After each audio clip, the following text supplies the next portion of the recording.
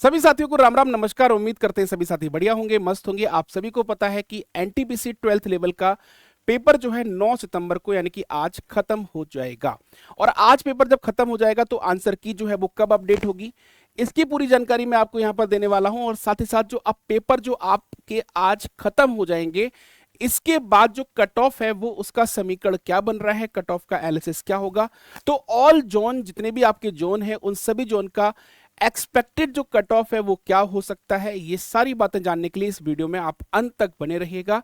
और आप सभी से निवेदन है कि वीडियो में अगर आप पहली बार जुड़ रहे हैं और चैनल पर पहली बार विजिट कर रहे हैं तो चैनल को सब्सक्राइब करके बेल आइकन दबा देना, ताकि हर गवर्नमेंट जॉब की अपडेट, नोटिफिकेशंस, वैकेंसीज, इसके अलावा रिजल्ट अपडेट, कट ऑफ, सारी इंफॉर्मेशन जो है वो आपको इस चैनल पर समय समय पर दी जाती है। और एग्जैक्ट सटीक जो आपका यहां पर आकलन होता है तो उस पे आपको काफी ज्यादा भरोसा रहता है। तो जितने भी लोग चैनल पर जुड़े हुए हैं, चैनल को सब्सक्राइब करके बेल आइकन दबा देना। चलिए चलते हैं अब वीडियो के स्टार्टिंग में पॉइंट में अगर हम देखें तो एग्जाम का जो लेवल रहा है मेरे प्यारे साथियों, एग्जाम का लेवल इस बार मॉडरेट टू हाई रहा है।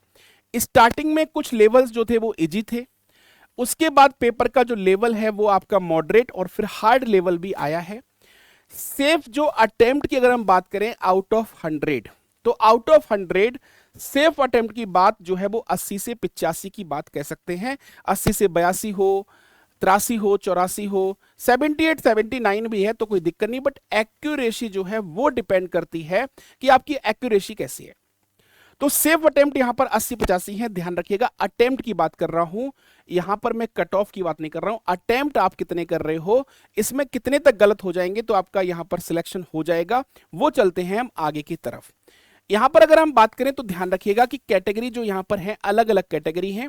सेफ स्कोर आपका क्या रहने वाला है, अगर आप जनरल कैटेगरी में है तो आपका सेफ स्कोर जो जाने के चांसेस हैं वो 73 से 74 मार्क्स तक आपके रहने वाले हैं।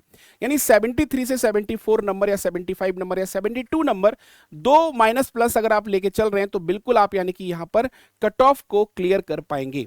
जनरल के बाद अगर हम बात करें ओबीसी की, तो ओबीसी कट ऑफ में जो अंतर होता है वो 1-2 नंबर का ही डिफरेंस आता है।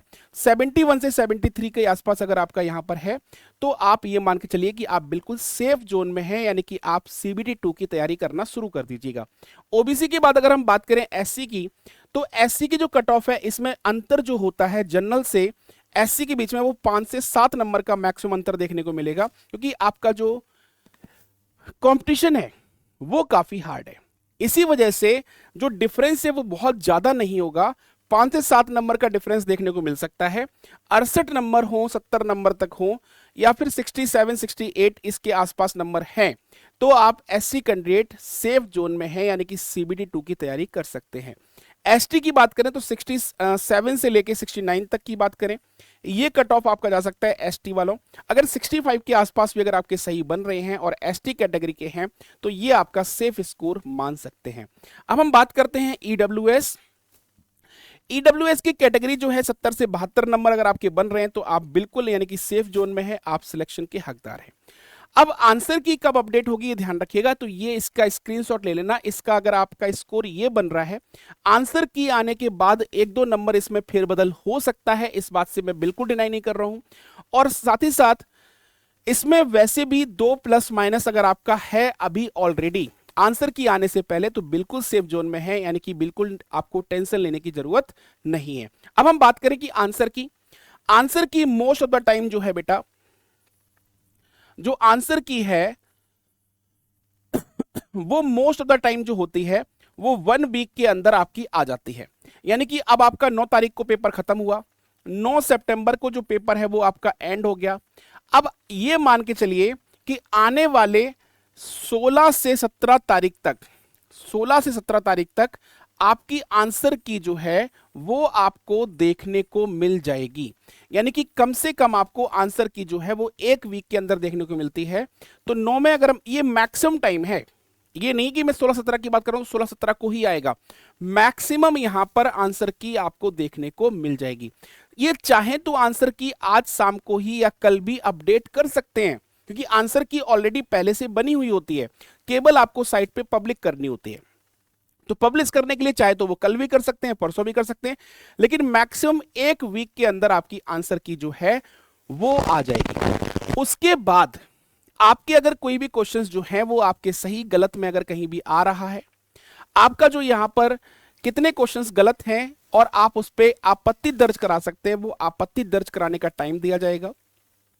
तो वहां पर आप आपत्ति दर्ज करा के आंसर की चेंज हो सकती है। उसके बाद थोड़ा बहुत कट ऑफ में फिर बदल देखने को मिल सकता है। तो अभी फिलहाल यही है। उम्मीद करते हैं कि आपका पेपर अच्छा हुआ होगा।